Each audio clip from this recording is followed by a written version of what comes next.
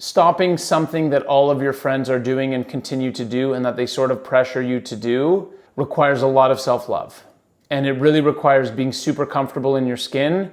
And I think, again, when I talk about all of the secondary or tertiary benefits of deciding to stop drinking alcohol, what it forced me to do was accelerate the process of loving myself.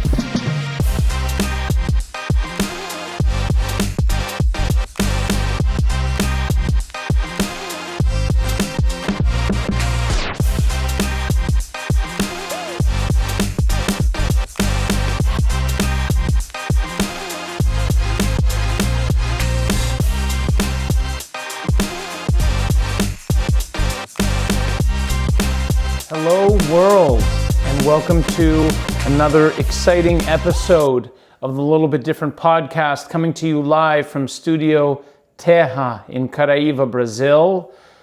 It's such a treat to sit down and be able to record and share all of this with you, especially being in Caraíva, which is a place that has a lot of significance in the later part of my life. It's a small little Brazilian beach town with about 2,000 people. It's an island surrounded by a river and by the sea, and I lived here for 2 years. And I was a morador, which means a person who is a local resident, essentially. And I was part of the community. And then I've gone on the past couple of years to travel the world, and I was gone for 3 years. And I came back, and this is my first week back. So I'm really excited to be sharing this podcast episode from a place that is so important to me. But also, this week's podcast is called 365 Days Without Alcohol. I've passed it. I'm a little bit more than 365 days now. But it's essentially, this podcast is about some of the things that I've learned and what a little bit of my journey has been like during the time of stopping to drink alcohol and what that's like. And it's so important for me to film this in Caraíva because Caraíva was the place where I first stopped. I was here when I was 34 years old, 34, 35, and I decided for the first time to stop drinking, and I went a year, I think it was 2020 to 2021 without alcohol. And I recently have done another year, and a year ago, I had a glass of wine with a friend at dinner, and then I didn't drink for 3 or 4 months before that, and I had a beer when I was with a friend in Seoul, Korea. So I don't really drink anymore. I don't really get drunk anymore. I haven't done that in a while, but in my second time of completing 1 year without alcohol, I thought it would be appropriate to talk a little bit about what led me to make the decision and how it's affected me in my life, and most importantly, the things that I've learned. And the first thing that I want to say is that maybe what I'm speaking about will resonate in the context of alcohol for you, or maybe it will be something else in your life. For me, it's never really been about alcohol itself, but it's more about my relationship with alcohol and the sort of decisions I make both when I'm drinking and after I drink alcohol. And so my invitation to you is if alcohol is not specifically the subject of anything that is holding you back or maybe preventing you from being the person that you want to be or stopping you from achieving some of your goals, then just think for yourself like, oh, what is something in my life that maybe I would like to stop, and by virtue of stopping that I would be able to become a better version of myself or work towards the things that I've always wanted to achieve. And the first thing that I just want to mention when it comes to alcohol for me, and this was such a big reason when I decided to stop, I can summarize my relationship with alcohol up until age 34. I was really good at alcohol. I never had a problem. I never got into a fight. I never got into an accident. I made a lot of decisions, some poorer than others, on alcohol. I had a lot of fun. I had a lot of fun drinking alcohol. And the reason why ultimately I stopped for the first time was because I was living in this town, Caraíva, which is very much like a beach party town. And I was like 34 and I was drinking 2 or 3 nights a week going out. And I never saw that for my life, and it sort of felt off from the person who I wanted to be and the life I wanted to create for myself and how I wanted to feel. But the big thing at the start of this entire relationship of what I went through with alcohol, the big thing at the start was me realizing that drinking alcohol was something that I never really decided to do. I never participated in the decision-making process to drink alcohol. It was more like I was in a high school and it was just the thing that we did, and then we drank, and then I went to university and we went to parties, and it sort of just continued from there. And there was never really a moment where I stopped and I thought like, oh yeah, like I really consciously want to participate in doing this. And I accept full responsibility for that. I'm not blaming anyone around that, but it was just interesting because now if I were to start a new habit in my life, I would think like, okay, like, do I want to do this? Is this a hard yes for me? And is it helping me work towards my goals and what I want to achieve?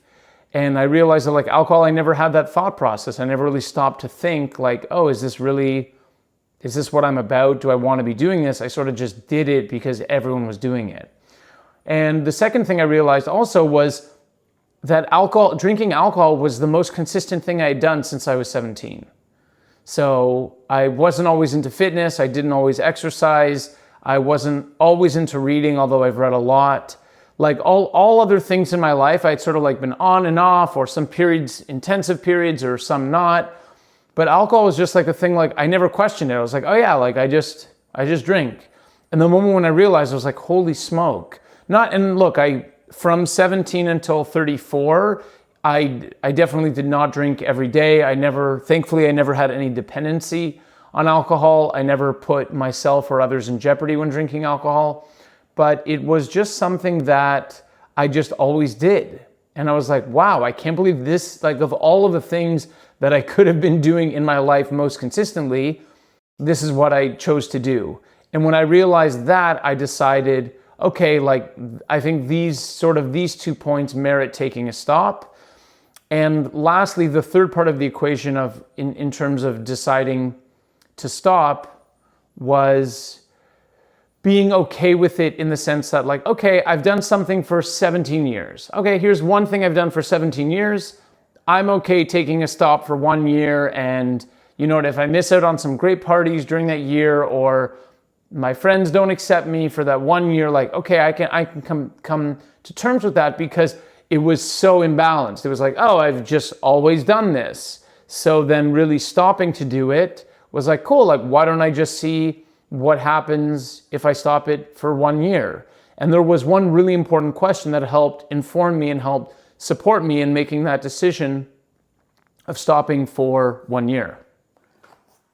Now, one thing that was really helpful for me when I stopped, and this is something that I also apply very much so in my business and in a lot of things in my life. I had felt part of when I decided to stop, I'd felt that I was consistently going through a pattern of maybe, when I was drinking alcohol, taking 1 step forward and 2 steps back, whether it was eating decisions, whether it was my quality of sleep, whether it was socially how I was spending my time, whether it was my focus or concentration on work, all of these sorts of things. It's like if you're drinking, a couple nights a week and going out, then everything else gets sacrificed or it diminishes other aspects of your life. And in my experience, it was like this. And so, but obviously some people have a great balance when it comes to this, so it's not an issue or a problem for them. But really what it came down to for me was I asked myself a question, and I said, what could I create if I went 1 year without taking any steps backwards? What would I be able to create if I did that? What could I create in my life? And what ended up happening going through that year, I mean, it's sort of like getting to the dessert right away, but after I had made it through that whole year, well, I'm not going to tell you that yet, but what I will tell you is that I learned something really, really important. And what I learned is that when you're making a big shift or a big change in your life, or you're taking a risk, or you're putting yourself out there, there has to be some element of risk involved. And there has to be something that it's like, okay, cool, like if I don't do this, then I'll never know. And I got to a point where I could never know what would be possible for me in my life if I didn't stop drinking for 1 year. There was so much at stake for me to know, like, hey, Corey, like, show yourself what you can do 1 year without taking any steps backwards. And if when the year is up, you decide that, okay, cool, I did it. Actually, I love having a beer when I come home from work, or I love going out with my friends and drinking with my friends. Totally cool. I gave myself permission for that. But the question was like, what could I accomplish if I went 1 year without a step backwards? And I was really, really committed to that. And what I found is like, when there's something at stake, this is a lot of the story of me starting Conscious Counsel to be an online lawyer in 2017 when no one was doing it. There was so much at stake for me because I wanted to prove that it could be done. I wanted to prove that I could do it. And most importantly, I wanted to live the life of my dreams. I wanted to travel the entire world and build my business at the same time and build an awesome community. So every time that I was at an airport or in a random coffee shop or at a beach where all my friends were doing something fun and I had to open up my computer, it never felt like discipline to do those sorts of things. Like I can work anywhere. I literally can work anywhere. And one of the most consistent things people will say when they come up to me and they see me working in an absolutely insane location is like, wow, how do you have the discipline and the focus to do that? And the answer is that it doesn't require any discipline at all, but there has to be something at stake. And I know that I love my life, I love my business, I love what I've created. And in order to continue living it, I have to keep going. I don't have a choice. I don't have a choice to not open my computer and not work. And what I learned with going 1 year without alcohol was that I had put something at stake. I was like, Corey, show yourself what you can do if you don't take a step backwards. And that was a major impetus and inspiration for me to level up, to get to the next level of my business, to get to the next level of my health. I was eating better, I was training better, I was working harder. And it wasn't because I had anything, I had everything to gain, but I was doing it for a very intrinsic motivation. And that intrinsic motivation was like, dude, show yourself what you're capable of. Show yourself what's possible for you in your life if you show up for yourself. And one may think that there's no correlation between stopping to drink and improving in all of these other areas of life. But truly there is, because once you make one decision, it just motivates you and informs you for everything else. And it's sort of, in an indirect way, I was so much more driven for aspects of my health and aspects of my spirituality and aspects of my daily habits and aspects of my business, because I was like, yeah, dude, like go. You're not taking any steps back. Keep moving forward. So in the end, it happened to be alcohol. That's why I'm not like an advocate against alcohol. All of my friends here in Caraiva and most of my friends in the world drink and will continue to drink. And I go out with them and I hang out with them when they drink, and I don't drink. But what I'm saying is, like, indirectly, I found that sacrificing this thing, which was really helpful for me to sacrifice and was very good for me, it motivated me in so many other ways that I never could have imagined. And those are sort of the tangential benefits of making a big decision and making a big commitment to do something consistently for a long period of time. So that's really, it was so important learning this concept of there needing to be something at stake.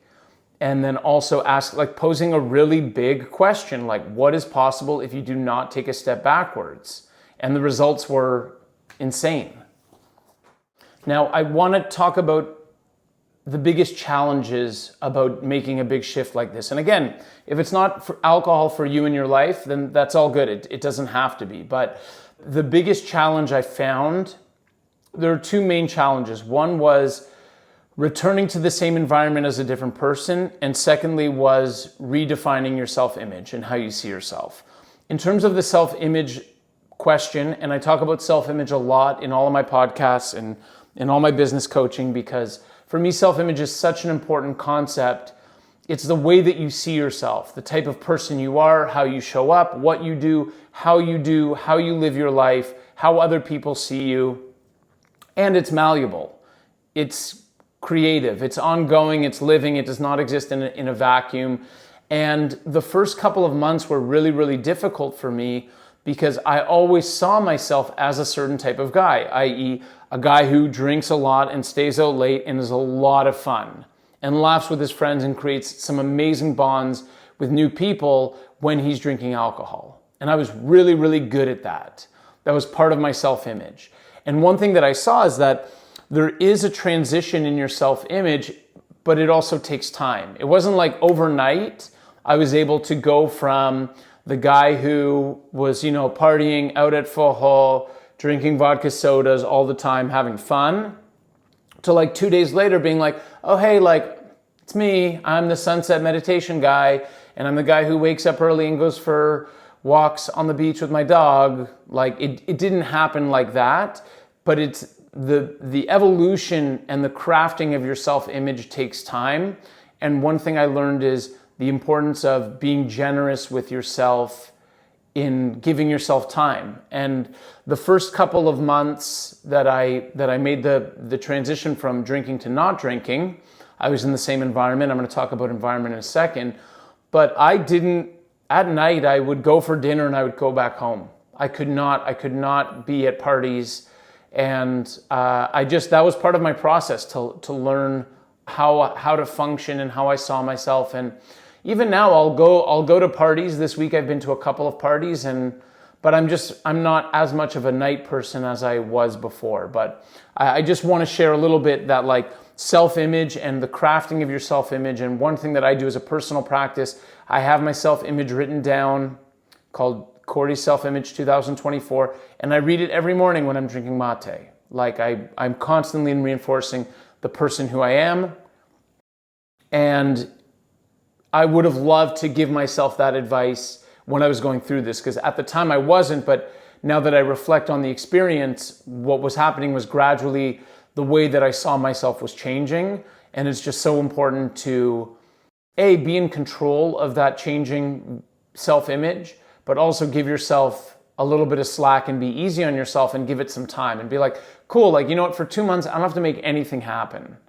I'm totally good. I'm going to watch this series at night, and that's what I'm going to do, and I'm going to focus on it. And, by doing so, I'm making a really bigger change that at some point I'll be comfortable to come out. Come out in the sense of like, come back outside at the night and be comfortable and not worry about that, about drinking and temptation.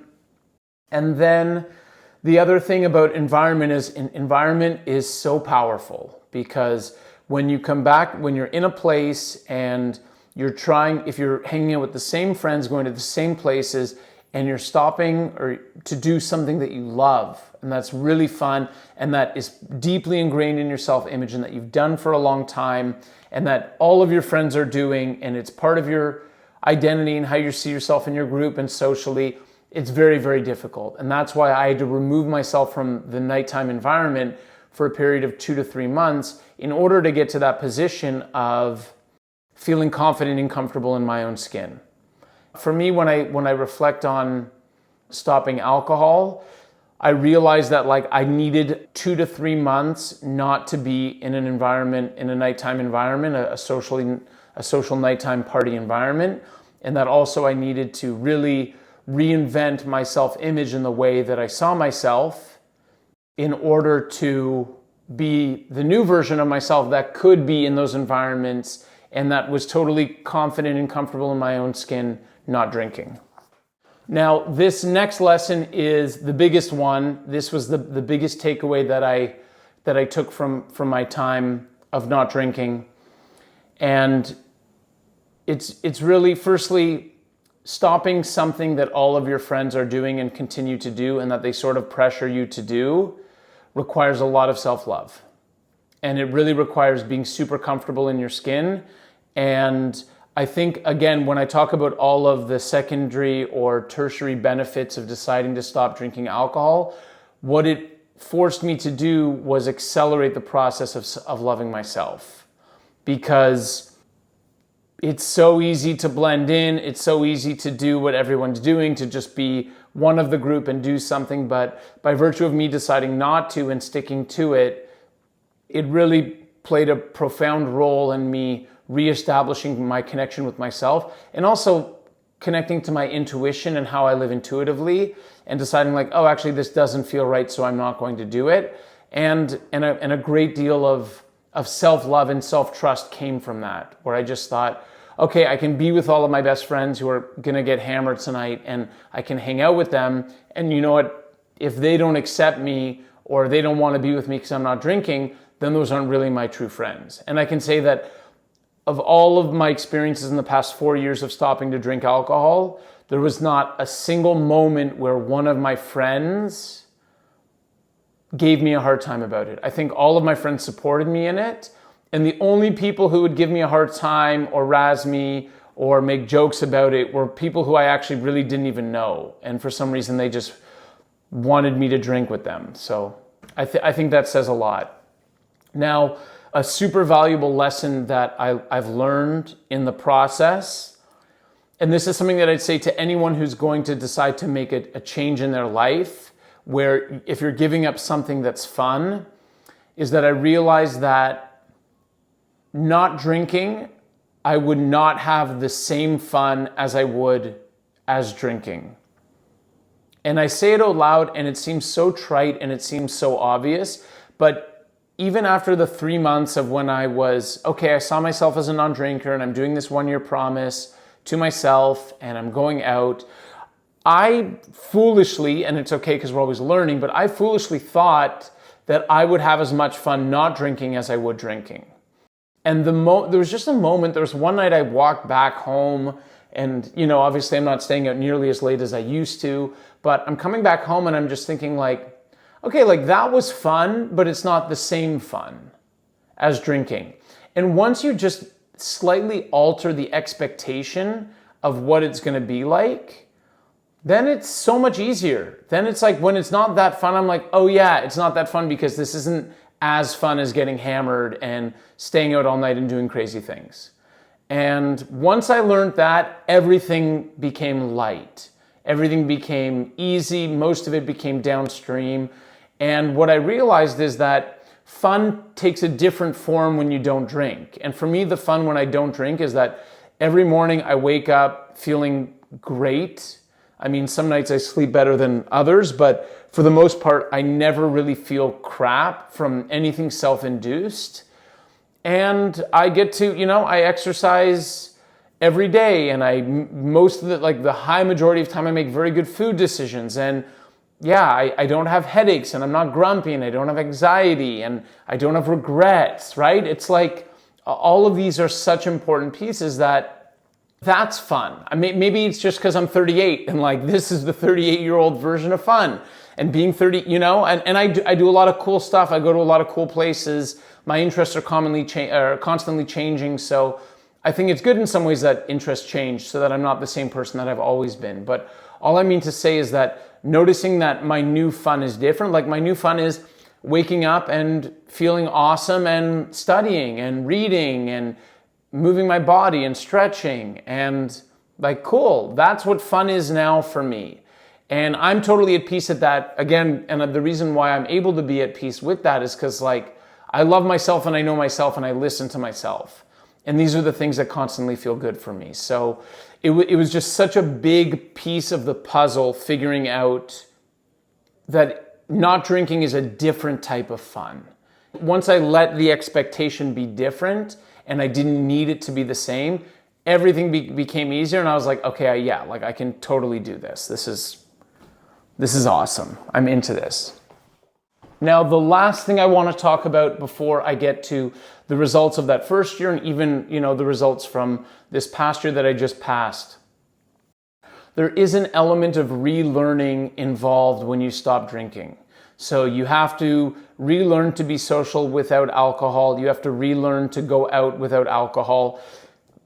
And also you have to relearn intimacy and sexual intimacy without alcohol. And maybe when I say this, for some people, it doesn't resonate at all. And, you know, you never, maybe you didn't hook up when you were drunk. But what I realized is when I stopped drinking alcohol for that first year, and it's so scary to say this, scary in the sense that like I'm embarrassed, but it's true.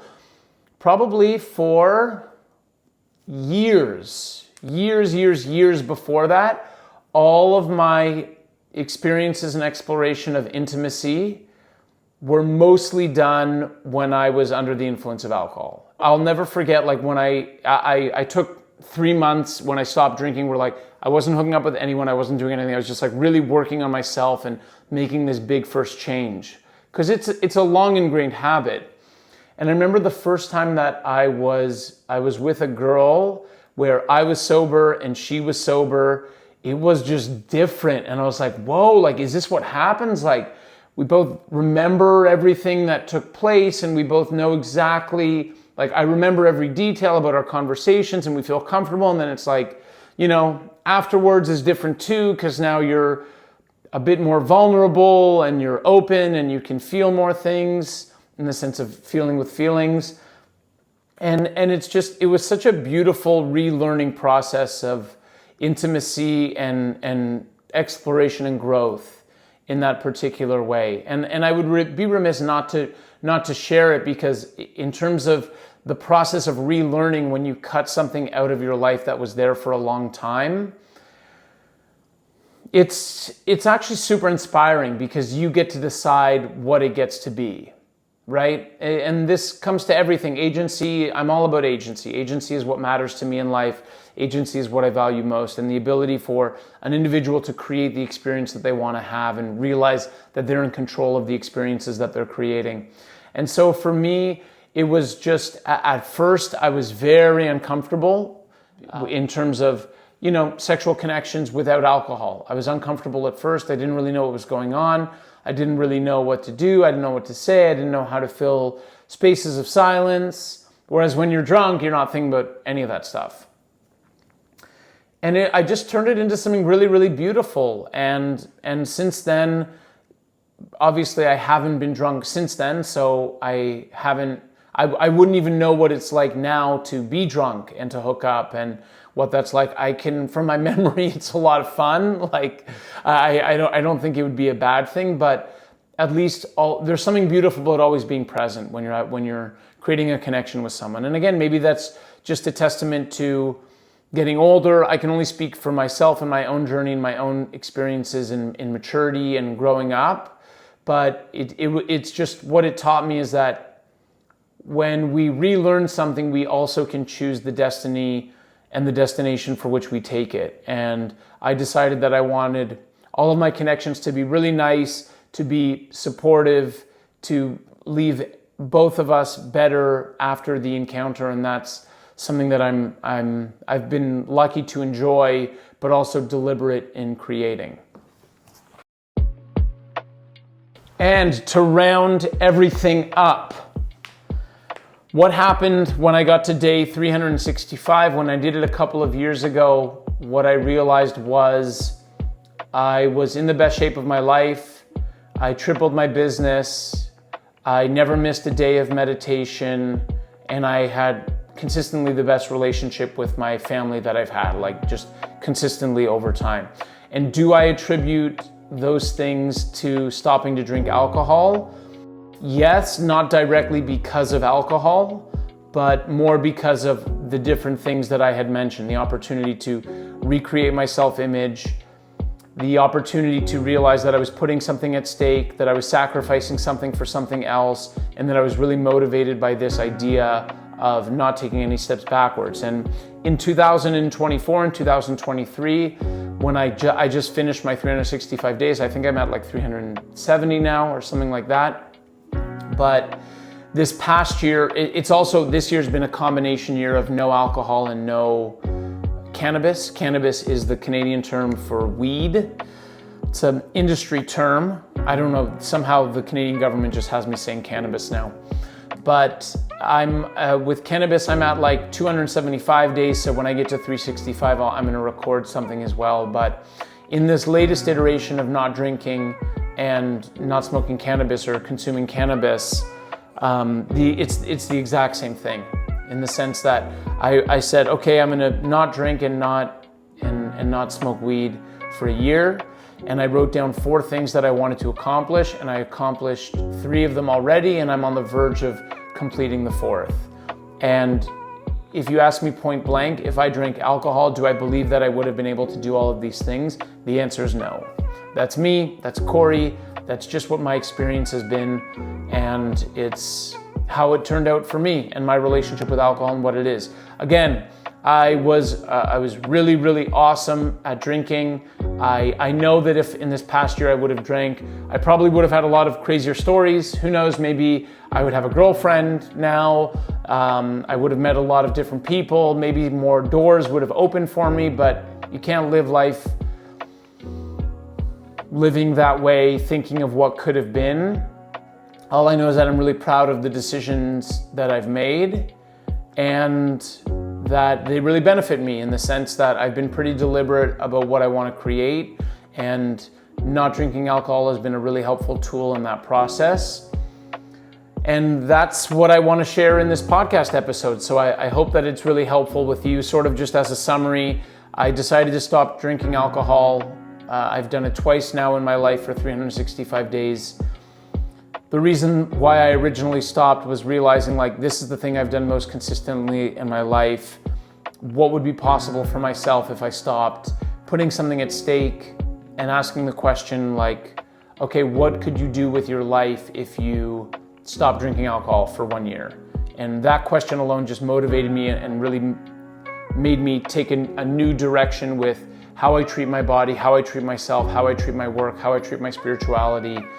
And I learned a lot about revising my self-image and refining my self-image during that process, as well as like staying out of a tempting environment while I was making a big change. Recognizing and acknowledging that it's a different type of fun, and that if I was looking for the same type of fun, not drinking as drinking, that would have made me feel very confused. And luckily I was able to correct that. And then in the end, what's happened both times that I've gone a long period of time without drinking alcohol is that I've just, on my own terms, I've just crushed it. I've just taken my physical health to new levels. I've taken my financial health to new levels. I've taken my spirituality to new levels. I feel like I'm an awesome friend, an awesome manager for my team, and I really credit that to not taking any steps backwards. I hope you've enjoyed this. I hope this has been beneficial for you. Just so you know, when I stopped drinking, I was a very, very good drinker with long ingrained drinking habits. And in some ways it's difficult to stop, but it's also really easy to stop. And it's just a decision. You just decide to do it. And when I look back on my life in the past 5 years, learning to kite surf is one of the best things that I've done. But also, I would say much more so than learning to kite surf. Like every time I kite surf and I get out of the water, I'm like, oh my God, learning to kite surf is the best thing I've done in the past 5 years. But way beyond that, stopping to drink alcohol is the best thing that I've done in the past 5 years. Hands down, no question. It was like my life was going like this, and I just veered off and went up, up, up, up, up, up, up when I stopped drinking alcohol. So again, that's me. That's my experience with alcohol. For you, it could be another substance. It could be something else. Whatever it is, if you need any support, shoot me a message. I'm here for you. Thank you so much for taking the time to listen. I hope you enjoyed the episode. And whatever it is that you do not forget to stay different. Let's do it. We're together. Peace.